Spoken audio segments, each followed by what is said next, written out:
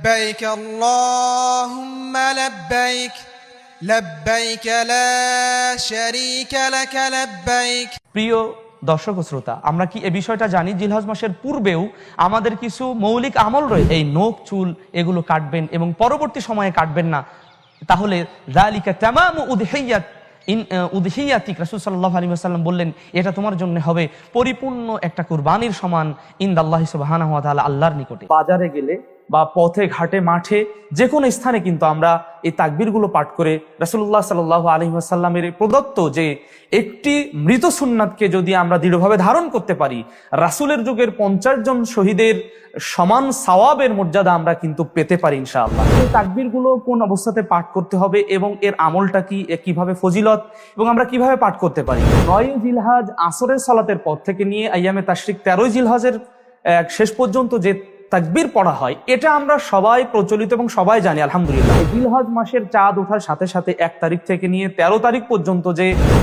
পর্যন্ত যে তাকবীর পাঠ করা যায়, এই বিষয়ে আমরা অনেকেই হয়তোবা জানি না। আসসালামু আলাইকুম ওয়া রাহমাতুল্লাহি ওয়া বারাকাতুহু। নাহমাদুহু ওয়া নুসাল্লি আলা রাসূলিহিল কারীম, আম্মা বা'দ। ফাআউযু বিল্লাহি মিনাশ শাইতানির রাজীম। বিসমিল্লাহির রহমানির রহিম। ইন্নাল হাসানাত ইউযহিবনাস সাইয়্যাত। আতার টিভির সম্মানিত দর্শক ও শ্রোতা, আতারিক টিভির অন্যতম পরিবেশনা ফাজাইলে আমলের কুরবানি পর্বে আপনাদেরকে স্বাগত জানাচ্ছি। রমজান মাস আসলে তার পূর্ব প্রস্তুতি আমরা গ্রহণ করি, কিন্তু জিলহজ মাসের প্রথম দশক আসার পূর্বেও যে আমাদেরকে অনেক প্রস্তুতি গ্রহণ করতে হবে, এই বিষয়টি কি আমরা জানি? যদিও জিলহজ মাসের প্রথম দশকের অর্থাৎ 1 থেকে 10 তারিখের আমলগুলো আল্লাহ রাব্বুল আলামিনের কাছে অনেক প্রিয়।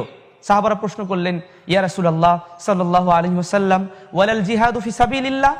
রাসূল সাল্লাল্লাহু আলাইহি ওয়াসাল্লাম বললেন, হা ওয়ালাল জিহাদু ফি সাবিলিল্লাহ ইল্লা রাজুলুন খরাজা বিনাফসিহি ওয়া মালি লা ইয়ারজি ফালাম ইয়ারজি, আও কামা ক্বালা আলাইহিস সালাতু ওয়াস সালাম। আল্লাহর রাস্তায় জিহাদের চাইতে উত্তম, তবে যিনি শহীদ হয়েছেন তার মর্যাদা ভিন্ন। মৌলিক কথা হচ্ছে এই। কিন্তু প্রিয় উপস্থিতি, প্রিয় দর্শক ও শ্রোতা, আমরা কি এই বিষয়টা জানি জিলহজ মাসের পূর্বেও আমাদের কিছু মৌলিক আমল রয়েছে। তার মধ্যে একটা গুরুত্বপূর্ণ আমল যেটা রাসূলুল্লাহ সাল্লাল্লাহু আলাইহি ওয়াসাল্লাম আমল করতেন, সাহাবারা আমল করতেন। উম্মে সালামা রাদিয়াল্লাহু তাআলা আনহা থেকে বুখারীতে হাদিস এসেছে, সহিহ বুখারীর হাদিস নাম্বার 1977। সহিহ বুখারীর এই হাদিসের মধ্যে রাসূলুল্লাহ সাল্লাল্লাহু আলাইহি ওয়াসাল্লাম থেকে তিনি যে বর্ণনা দিয়েছেন, আল্লাহ নবী মুহাম্মদ সাল্লাল্লাহু আলাইহি ওয়াসাল্লাম বলছেন, ইযা দাখালাল আশ, যখন জিলহজ মাসের প্রথম দশক প্রবেশ করে, ওয়া আরাদা আহাদুকুম আইয়ুদহিয়া, এবং তোমাদের কেউ কেউ তখন কুরবানি করার ইরাদা বা ইচ্ছা করে, ফালা ইয়ামুসা আও ইয়াখুযান্না মিন শা'রিহি ওয়া আজফারি। রাসূল সাল্লাল্লাহু আলাইহি ওয়াসাল্লাম বলছেন, যখন জিলহজ মাসের প্রথম দশক আসবে এবং তোমাদের কেউ কেউ কুরবানি করার ইচ্ছা করে, এমত অবস্থায় ফালা ইয়াখুযান্না, সে যেন কিছুতেই না ধরে, মিন শা'রিহি, তার চুল থেকে, ওয়া আজফারিহি, তার নখ থেকে। এখন চুল বলতে শারুর রস তথা মাথার চুল, চুল বলতে বগলের লোম, চুল বলতে নাভির নিচের অবাঞ্ছিত লোম বা গুপ্তাঙ্গের পশম। সাথে সাথে অমিন আজফারিহি, দ্বারা নখ বলতে নখ কাটার কথা রাসূল সাল্লাল্লাহু আলাইহি ওয়াসাল্লাম নিষেধ করলেন, অর্থাৎ না করলেন। সেক্ষেত্রে হাতের নখ হতে পারে, পায়ের নখ হতে পারে। প্রিয় উপস্থিতি, রাসূল সাল্লাল্লাহু আলাইহি ওয়াসাল্লাম এটা বললেন, তো এ অনুযায়ী যদি আমরা আমল করি, তাহলে সূরা নিসার সেই বাক্যটি আল্লাহ রাসূল সাল্লাল্লাহু আলাইহি ওয়াসাল্লামের উদ্দেশ্যে মহান আল্লাহ সুবহানাহু ওয়া তাআলা যেটা বললেন, মাইয়ুতির রাসূল ফাকাদ আতা আল্লাহ, যে রাসূল মুহাম্মদ সাল্লাল্লাহু আলাইহি ওয়াসাল্লামের আনুগত্য করবে সে আল্লাহ রাব্বুল আলামিনের আনুগত্যই করবে। আমরা রাসূলের আনুগত্য করি মূলত আল্লাহ সুবহানাহু ওয়া তাআলার আনুগত্য করার জন্য, আল্লাহর সন্তুষ্টি পাওয়ার জন্য। এক্ষেত্রে প্রশ্ন থাকতে পারে, যারা কুরবানি করার ইচ্ছা করবেন তারা এই সমস্ত চুল নখ কাটা থেকে বিরত থাকবেন, কিন্তু যারা কুরবানি দেওয়ার ইচ্ছা করবেন না, কুরবানি দিতে পারবেন না, বা যাদের সামর্থ্য থাকবে না, তারা কি করবেন? এ ব্যাপারে মুসনাদে আহমদের মধ্যে একটি হাদিস এসেছে, মুসনাদে আহমদের হাদিস নাম্বার 6575। যদিও এই হাদিসটি সম্পর্কে মুহাদ্দিস এবং মুহাক্কিক, বড় বড় মুহাদ্দিস এবং মুহাক্কিক ওলামায়ে কেরাম এই হাদিসটিকে দঈফ বলেছেন, তারপরেও অন্যান্য মুহাদ্দিস এবং মুহাক্কিক ওলামায়ে কেরাম এই হাদিসটিকে হাসান বলেছেন। আল্লাহ রাসূল সাল্লাল্লাহু আলাইহি ওয়াসাল্লাম কোন এক সাহাবীকে এ ব্যাপারে উদ্বুদ্ধ করছেন, এমত অবস্থায় কুরবানির ব্যাপারে উদ্বুদ্ধ করার ক্ষেত্রে ওই সাহাবী প্রশ্ন করে বসলেন, ইয়া রাসূলুল্লাহ সাল্লাল্লাহু আলাইহি ওয়াসাল্লাম, আমি যদি একটা মাদি বকরির বাচ্চা, 6 মাসের বকরির বাচ্চা আছে, এমন অবস্থায় চা ছাড়া আমার কাছে আর কিছুই নেই, তাহলে আমি সেটা দ্বারা কুরবানি করতে পারবো নাকি, বা সেটা দিয়ে পারবো কি? রাসূল সাল্লাল্লাহু আলাইহি ওয়াসাল্লাম বললেন না। সাহাবীকে রাসূলুল্লাহ সাল্লাল্লাহু আলাইহি ওয়াসাল্লাম বললেন, ওয়ালাকিন তাখুদ মিন শারিক, বরং তুমি তোমার চুল কাটবে, ওয়া তুকাল্লিমু আযাফিরাক, এবং তুমি তোমার নখ কাটবে। এভাবে রাসূল সাল্লাল্লাহু আলাইহি ওয়াসাল্লাম তাকে আরো উদ্বুদ্ধ করলেন, এবং তুমি তোমার নাভির নিচের লোম কাটবে।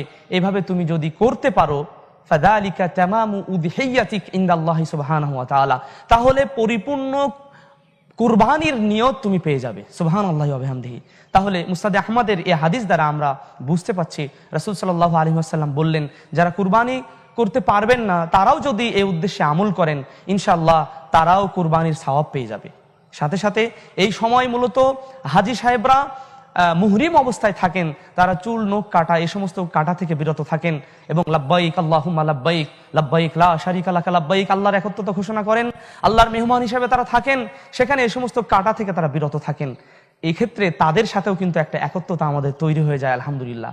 তাহলে আমরা বুঝতে পারছি যে এই হাসান হাদিস দিয়ে যদি আমরা আমল করি, যাদের কুরবানি করার সামর্থ্য নেই, তারা যদি শুধু এই হাদিসের উপরে আমল করেন, অর্থাৎ জিলহজ মাসের চাঁদ ওঠার পূর্বেই, অর্থাৎ জিলহজ মাসের 1 তারিখের পূর্বেই যারা এই নখ চুল এগুলো কাটবেন এবং পরবর্তী সময়ে কাটবেন না, তাহলে যালিকা তামামু উযহিয়াতিক, রাসূল সাল্লাল্লাহু আলাইহি ওয়াসাল্লাম বললেন, এটা তোমার জন্য হবে পরিপূর্ণ একটা কুরবানির সমান ইনদাল্লাহি সুবহানাহু ওয়া তাআলা, আল্লাহর নিকটে।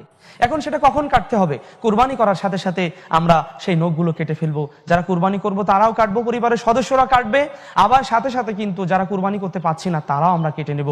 তাহলে সকলের সাথে একটা একত্বতা তৈরি হবে। ইসলামী বিধান যে একক, ইসলামী বিধানের মধ্যে যে একটা একতা, ঐক্যবদ্ধতা এবং পারস্পরিক আনন্দের একটা বিনিময়, একটা ধারা অব্যাহত থাকে, সেটা কিন্তু অবশ্যই থাকবে ইনশাআল্লাহ। আমরা এভাবে আমল করব।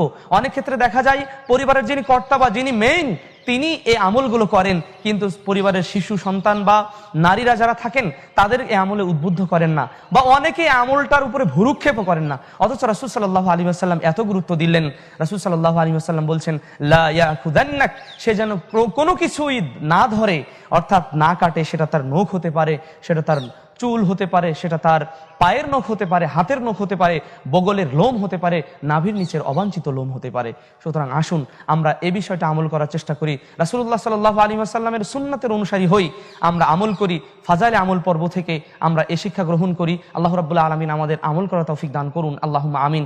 ফাজাইলে আমলকে আল্লাহ রাব্বুল আলামিন কবুল করুন, আর তাহির টিভিকে কবুল করুন। আপনারা যারা দেখছেন, আমাদেরকে সহযোগিতা করছেন, আল্লাহ সুবহানাহু ওয়া তাআলা সকলের এই মেহনতকে, চেষ্টা প্রচেষ্টাকে কবুল করুন, আল্লাহুম্মা আমিন। لبيك اللهم لبيك لبيك لا شريك لك لبيك إن الحمد والنعمة لك والملك لا شريك لك।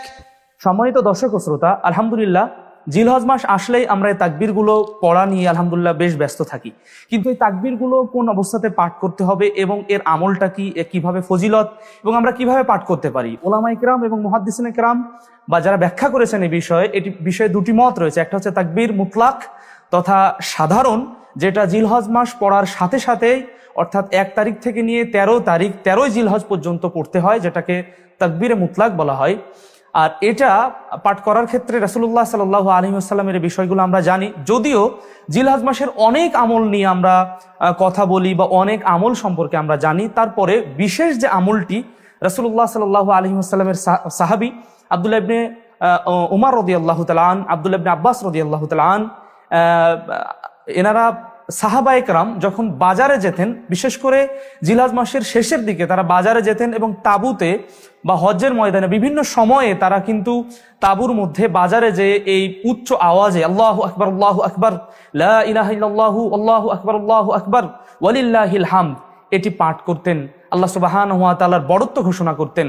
এর উদ্দেশ্য রাসূলুল্লাহ সাল্লাল্লাহু আলাইহি ওয়াসাল্লাম সহিহ বুখারীতে আব্দুল্লাহ ইবনে আব্বাস রাদিয়াল্লাহু তাআলা আনহুমা থেকে যে বর্ণিত যে হাদিস, রাসূলুল্লাহ সাল্লাল্লাহু আলাইহি ওয়াসাল্লামের স্পষ্ট কথা, মা মিন আইয়ামিন আল আমালুস সালিহ আহাব্বু ইলাল্লাহ মিন হাদিহিল আইয়ামিল আশারা, অর্থাৎ যে সর্বোত্তম আমল যেটা জিলহজ মাসের 10টি দিনের আমল, রাসূলুল্লাহ সাল্লাল্লাহু আলাইহি ওয়াসাল্লামকে সাহাবারা প্রশ্ন করলেন, ইয়া রাসূলুল্লাহ সাল্লাল্লাহু আলাইহি ওয়াসাল্লাম, ওয়ালাল জিহাদু ফি সাবিলিল্লাহ, আল্লাহর রাস্তায় জিহাদ করার চেয়েও কি উত্তম? তখন তিনি বললেন, ওয়ালাল জিহাদু ফি সাবিলিল্লাহ, আল্লাহর রাস্তায় জিহাদ করার চেয়ে উত্তম, ইল্লা, তবে হ্যাঁ, রজুলুন, একজন ব্যক্তি চলে গেছে জিহাদে, ফালাম ইয়ারজি, কিন্তু সে ব্যক্তি ফিরে আসেনি, অর্থাৎ শহীদ হয়ে গেছে। শহীদের মর্যাদা অনেক বেশি, কিন্তু তারপরে আমরা যদি এই আমলটা করতে পারি, রাসূলুল্লাহ সাল্লাল্লাহু আলাইহি ওয়াসাল্লাম তাবারানীর যে হাদিসের মধ্যে রাসূলুল্লাহ সাল্লাল্লাহু আলাইহি ওয়াসাল্লাম থেকে যে বর্ণনা এসেছে, আমরা যদি রাসূলুল্লাহ সাল্লাল্লাহু আলাইহি ওয়াসাল্লামের কোনো একটি সুন্নাতকে দৃঢ়ভাবে ধারণ করতে পারি, সেটা সে অনুযায়ী আমল করতে পারি, তাহলে রাসূলের যুগের 50 জন শহীদের মর্যাদার সমপরিমাণ সওয়াব আমরা পেয়ে যাবো ইনশাআল্লাহ। সম্মানিত দিনী ভাই ও বোন, আলহামদুলিল্লাহ, বিশেষ করে বাংলাদেশ প্রেক্ষাপট বা আরো অন্যান্য প্রেক্ষাপটে আমরা যদি লক্ষ্য করি, তাহলে তাকবীরে মুকাইয়াদ যেটা, অর্থাৎ 9 জিলহজ আসরের সালাতের পর থেকে নিয়ে আইয়ামে তাশরিক 13 জিলহজের শেষ পর্যন্ত যে তাকবীর পড়া হয়, এটা আমরা সবাই প্রচলিত এবং সবাই জানি। আলহামদুলিল্লাহ, আমরা এই তাকবীরটা পাঠ করি প্রত্যেক সালাতের পরে, ফরজ সালাতের পরে, আল্লাহু আকবার, আল্লাহু আকবার, লা ইলাহা ইল্লাল্লাহু, আল্লাহু আকবার, আল্লাহু আকবার, ওয়ালিল্লাহিল হামদ। কিন্তু 1 তারিখ থেকে নিয়ে 13 তারিখ পর্যন্ত যে তাকবীর পাঠ করা যায়, 1 তারিখ থেকে, অর্থাৎ আরবি জিলহজ মাস সর্বশেষ মাস, এই জিলহজ মাসের চাঁদ ওঠার সাথে সাথে 1 তারিখ থেকে নিয়ে 13 তারিখ পর্যন্ত যে তাকবীর পাঠ করা যায়, এই বিষয়ে আমরা অনেকেই হয়তোবা জানি না, বা অনেকে জানলেও এটা আমলে আনতে পারি না। অথচ রাসূলুল্লাহ সাল্লাল্লাহু আলাইহি ওয়াসাল্লাম এই আমলটা অনেক প্রিয় বলেছেন। সাহাবারা খুব উদ্গ্রীব ছিলেন এই আমলটা সর্বত্র ছড়িয়ে দিতে। তারা বাজারে ছড়িয়ে দিতেন, মিনার তাঁবুতে ছড়িয়ে দিতেন, এমনকি বাজারটা উচ্চ আওয়াজ তৈরি হয়ে যেত। তাহলে আমরা বাজারে গেলে বা পথে ঘাটে মাঠে যে কোনো স্থানে কিন্তু আমরা এই তাকবীরগুলো পাঠ করে রাসূলুল্লাহ সাল্লাল্লাহু আলাইহি ওয়াসাল্লামের প্রদত্ত যে একটি মৃত সুন্নাতকে যদি আমরা দৃঢ়ভাবে ধারণ করতে পারি, রাসূলের যুগের 50 জন শহীদের সমান সওয়াবের মর্যাদা আমরা কিন্তু পেতে পারি ইনশাআল্লাহ। আল্লাহ আমাদের তৌফিক দান করুন, আল্লাহুম্মা আমিন।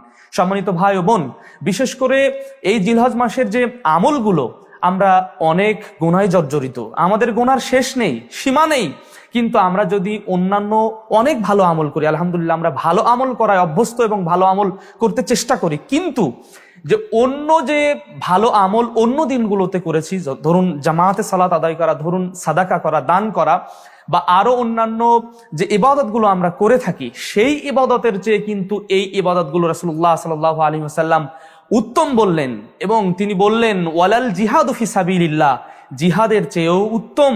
তার মানে এই 10 দিনের ইবাদত, যে কোনো সৎ আমল, আল আমালুস সালেহ, সৎ আমল বলতে যে আমলের মধ্যে 3টি গুণ বা বৈশিষ্ট্য থাকবে, একটা হচ্ছে ইবাদতে সহিহা, সেটা হচ্ছে সৎ আমল সম্পর্কে আমরা জানি যে আমাদের আকীদা ঠিক থাকতে হবে, পদ্ধতিটা রাসূলুল্লাহ সাল্লাল্লাহু আলাইহি ওয়াসাল্লামের হতে হবে, এবং আল্লাহ সুবহানাহু ওয়া তাআলার সন্তুষ্টি চিত্তে, অর্থাৎ তার সন্তুষ্টির জন্য আমলটি করলে সেটি সৎ আমল হিসেবে গণ্য হবে। আর অন্য মাসের অন্য দিনের সৎ আমলের চেয়েও কিন্তু এগুলো উত্তম। আল্লাহ রাব্বুল আলামিন সূরা ফজরের মধ্যে বলছেন, ওয়াল ফাজর, শপথ ফজরের, ওয়া লায়ালিন আশ, শপথ 10টি রাতের, অর্থাৎ এই জিলহজ মাসের এই 10টি দিনের কথাই কিন্তু এ তাফসিরে ওলামায়ে কেরাম, মুফাসসিরিনে কেরাম এ তাফসির করেছেন আলহামদুলিল্লাহ।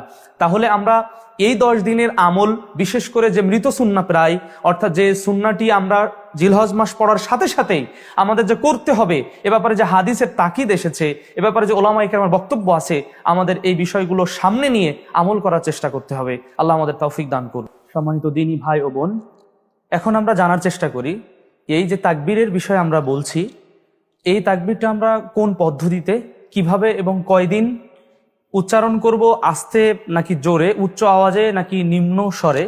এটা আওয়াজের ক্ষেত্রে অবশ্যই উচ্চ আওয়াজে করাটাই উত্তম হবে, যেহেতু সাহাবায়ে কেরাম উচ্চ আওয়াজে এটা উচ্চারণ করেছেন বাজারে বা বিভিন্ন মিনার তাঁবুতে।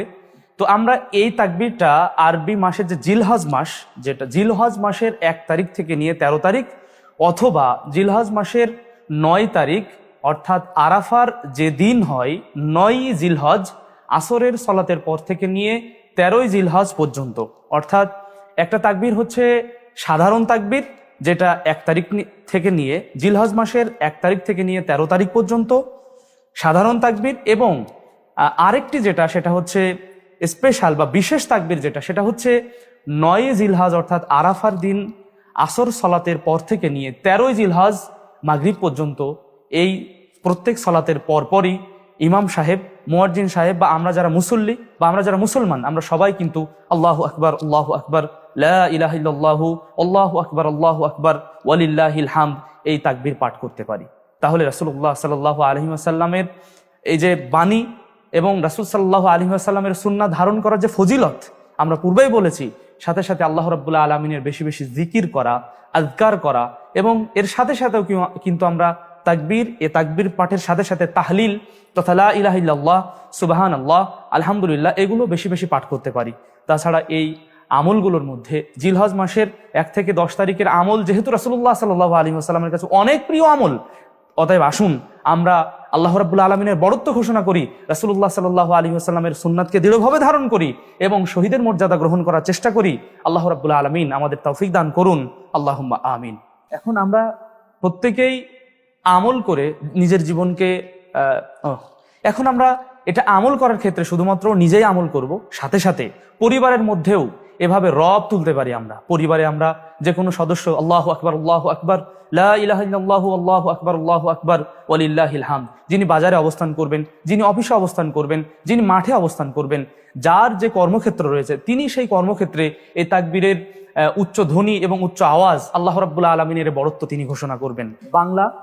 বাংলা বা ইংরেজি মাস সম্পর্কে আমাদের যথেষ্ট ধারণা রয়েছে, বাংলা বা বিশেষ করে ইংরেজি মাস সম্পর্কে আমাদের যথেষ্ট ধারণা রয়েছে, কিন্তু একজন মুসলিম হিসেবে আমাদের যে জিলহজ মাস কবে পড়ে, অর্থাৎ জিলহজ মাস কবে থেকে শুরু হয়, এই বিষয়টি আমাদের জানার সাথে সাথে আমরা মানুষকে জানানোর ক্ষেত্রে বিভিন্ন মাইকের ব্যবহার বা আমরা বিভিন্ন ভিডিওর ব্যবহার করে মানুষকে জানাতে পারি। কারণ এই বিষয়গুলো আরবি তারিখের বিষয়ে আমরা অতটা ওয়াকিবহাল নই, এজন্যে আমরা আলহামদুলিল্লাহ আমরা সেটাও করেছি এবং আপনারা স্ব ব্যক্তি বা আপনারা আয়োজন করতে পারেন বিশেষভাবে মানুষকে জানানোর জন্যে। আর আমরা যেন এই আমলগুলো শুধুমাত্র কুরবানিকে কেন্দ্র করে আমরা জিলহজ মাসকে কাটিয়ে না দেই, আমরা যেন না ভাবি যে কুরবানি করলেই জিলহজ মাসের আমলটা শেষ হয়ে যাচ্ছে, অথচ আমল কিন্তু অনেকগুলো রয়েছে। রাসূলুল্লাহ সাল্লাল্লাহু আলাইহি ওয়াসাল্লামের পদ্ধতিতে আমরা আমল করার চেষ্টা করি এবং আল্লাহ রাব্বুল আলামিনের সন্তুষ্টি অর্জনের চেষ্টা করি। মহান আল্লাহ রাব্বুল আলামিন আমাদের তৌফিক দান করুন এবং 50 জন শহীদের মর্যাদা যে দৃঢ়ভাবে সুন্নাহ ধারণকারী ব্যক্তি পাবেন, আমরা যেন সেই সওয়াবের অধিকারী হতে পারি। মহান আল্লাহ আমাদের তৌফিক দান করুন, আল্লাহুম্মা আমিন। আলহামদুলিল্লাহ, এই অল্প দিনের আমল যা অধিক সওয়াবে পূর্ণ, সেই অধিক সওয়াবে পূর্ণ বিষয়টি আমরা যারা অনলাইনে রয়েছে আমরা কিন্তু লাইক এবং অধিক শেয়ারের মাধ্যমে এই অল্প দিনের মধ্যে বিভিন্ন ভাই এবং বোনের কাছে মেসেজটি আমরা দিতে পারি। তাহলে আমরা সকলে মিলে আমলের দ্বারা রাসূলুল্লাহ সাল্লাল্লাহু আলাইহি ওয়াসাল্লামের সুন্নাহ পালন এবং আল্লাহ সুবহানাহু ওয়া তাআলার রেদামন্দি আমরা হাসিল করতে পারি। মহান আল্লাহ রাব্বুল আলামিন আমাদের সহায় হন, আল্লাহুম্মা আমিন। আসসালামু আলাইকুম ওয়া রাহমাতুল্লাহি ওয়া বারাকাতুহু।